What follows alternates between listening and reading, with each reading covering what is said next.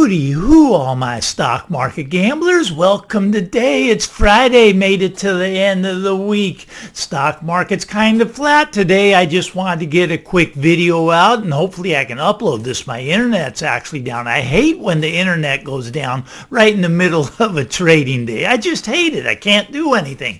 Can't make the trades I want to make. So what's going on in the market? Well, we had that big drop, right? And then it took 2 days to recover it all. And right now we're kind of going flat. Now, possibly we're going to hit the new highs. It's possible. A lot of people are calling for a Santa Claus rally. I think Jim Cramer, he's on the TV saying this is the best economy ever. We're going to get that Santa Claus rally. I'm not so sure we're going to see that Santa Claus rally. And if we do, I'm going to be selling into that because I think it's going to be more of a sucker's rally. Now, the reason I think that is because this market is getting harder and harder to prop up. It's like, yes, they're going to print a lot of money. They're going to print a lot of stimulus, send it out to people. Absolutely. The stock market, goes up when stimulus goes up when they print $3-4 trillion. But it's getting harder. It's like a drug addict. They need more and more of the drug just to get the same level of high. Now, this market to me looks exhausted. It looks tired. It looks like it wants to correct. It looks like it wants to go down, but it does keep pressing higher. Now, this Santa Claus rally may come. I am not expecting it, and if it does happen, I will be betting against it. That's just me. Now, Jim Cramer, he's all in. He's going to go, it's going big. We'll see. What I want to talk a little bit today about is some of the stuff going on in the real estate market. Now, a lot of people think this Evergrande thing is just, water under the bridge. They think that it's just, it's only 300 billion. Mike, 300 billion isn't that much. China can print the money. Now, I know China's not going to print the money. They don't bail out their companies. They want to prove that capitalism doesn't work. They don't bail them out. But you know what? It wouldn't surprise me if Biden bailed out Evergrande, a Chinese company. Why would Biden bail them out? Well, maybe it's already printed in the new bill because a lot of American companies are the bondholders of Evergrande. So maybe we bail them out. We bail everybody out. That's just what we do in the United States. Kind of crazy in my opinion, but you still got that going on, right? And a lot of the developers in China, they have the same problem. Now here in the U.S., we got the Zillow thing going on, right? They bought thousands and thousands of homes. Now they're dumping them, thousands and thousands of homes, dumping them on the market for less than they paid, right? Well, yeah, what happened? Well, Open Door has now followed Zillow. Open Door is another one of those iBuyers, right? Look at their stock down 40%, just dropping like a rock. Why? Because they can't flip the homes. They can't flip them for more than they were buying. Now, what do real estate agents do? Well, what do? When we get a listing, a lot of times I like to put that listing on a little below the actual market price. You know why? Because you'll get a bidding war and it'll get bid up. So here's what a lot of agents been doing. They've been putting the home up down under the market a little bit, expecting the bidding war, but the bidding war isn't coming. The homes are just sitting there, days on market going up. Price reductions, a lot of people have to reduce the price, but we don't say reduction, we say price improvement.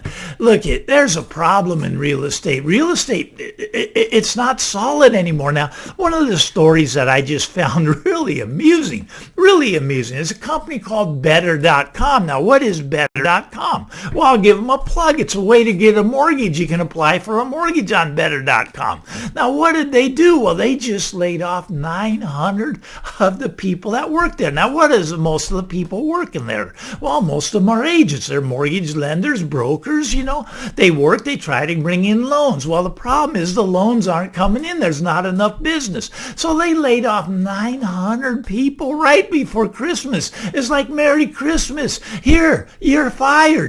I mean, I guess they could have waited till New Year's and said, Happy New Year's, you're fired. But they laid him off. But that's not the real reason. It was shocking how they laid him off with a Zoom call. Brought them all onto a Zoom call and waved goodbye over Zoom. That sounds pretty cruel to me, but that's how it was done. That's just corporate America. Now, the CEO, he did apologize. He said he kind of blundered in laying him off that way. I guess he got a lot of criticism. But this is a company that's backed by Softbank. Softbank, they're a venture capitalist that puts the money in, and they take these companies public. Open Bettercom, they want to go public, and they probably will, but it's just interesting how they make the statement that they had to lay off these 900 people, and they had to do it fast because the market is changing so rapidly. The market is just shifting, and I believe that's true. Look, real estate's had a great run, I mean, it's had an incredible run. Everyone wants to be in real estate. You know what? I mean, like Ford Motor Company, they're building tiny little homes now. I think they call those things minivans. Yeah, minivans. Anyways, that's a joke, by the way, but the homeless problem isn't a joke. I have 3 very close friends. I mean, these are volleyball players I play beach volleyball with. They live in their van because they can't afford to live indoors. They actually have these little vans, and they just park and they live in them. One has a little dog he lives with, and they're fairly happy because they have a home, a little tiny minivan.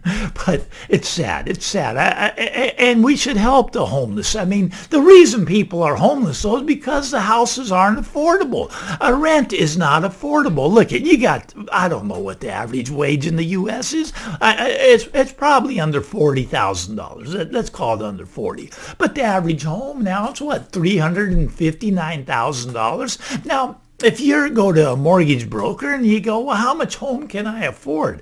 They'll usually tell you, well, about 2.5 of how much you make, 2.5 times what you make. Let's say you're making $40,000. That'd mean you could buy a $100,000 house. A $100,000 house, I don't know where you find that. I don't know. Maybe down in Alabama they got some. I don't know. Maybe Kentucky has. I really have no idea where you find a $100,000 house, because you don't find that where I live. But the point is that even if you stretch it to 3 times what you're making, it just doesn't, the numbers don't work. And this is going to shift back to reality at some point. It's going to be painful for people when this happens. Look, there used to be, the FOMO, the fear of missing out. Everybody had to buy a home, buy a home, buy a home. That's all gone. Right now, we got the fear of getting out. These people that have listed their homes, they're just sitting there. Now, granted, we're in the slow time. We're in the holiday season. Not a lot of people go out and buy homes during this slow time. But it's the ones that are, they're looking for the deal. They're not looking to pay above. They're not looking to chase up a bidding war.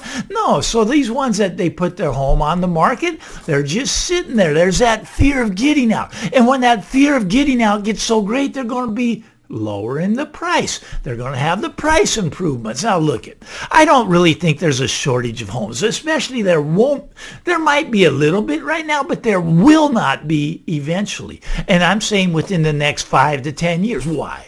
Well, the baby boomers, look, they own about 1 of every 4 homes right now. And they're getting out. They're downsizing. I have clients that are downsizing. Their kids left the house. They're downsizing.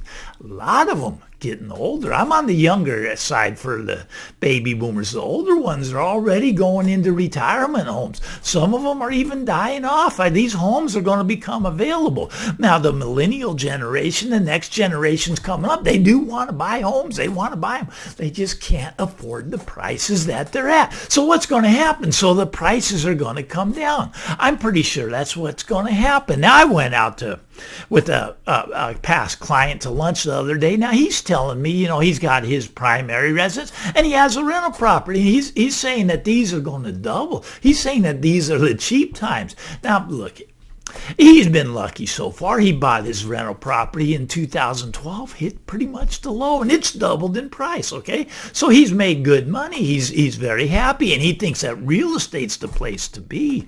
But don't mistake this big boom and bull market for being, making you smart. He should be getting out, in my opinion, but he's going to stay in because he thinks they're going to double from here. That's just crazy. Look, in this market, I talk with realtors all the time, and there's a lot of them that are doing really well. They're selling the house after house after house. They think that they're so successful, they're so smart because they just got in the industry. I've been in this industry since I've been 18 years old. I've seen the ups, the downs, but it's funny to see these real estate agents, these young guys coming out and they're successful. I give them the thumbs up because they're hitting the market at the right time. Look at a 10-year-old could sell a house right now. It's not hard to do. You have a house to sell. It's going to sell, and You could just put it on the market and it is going to sell. But these people, they think that they're so successful. And when the market turns, they're not going to be as successful. They're not going to be as smart. My friend that I had lunch with the other day, he's not going to look so smart when this market turns and takes away his profits that he could get out with now. Now, that's just my opinion. Maybe his opinion is right. Everybody's got different opinions. Maybe his opinion of the House of Dublin from here is the correct one. We keep printing that money. Maybe we can make that happen. I'm not sure. Anyways, that's what I got to say today.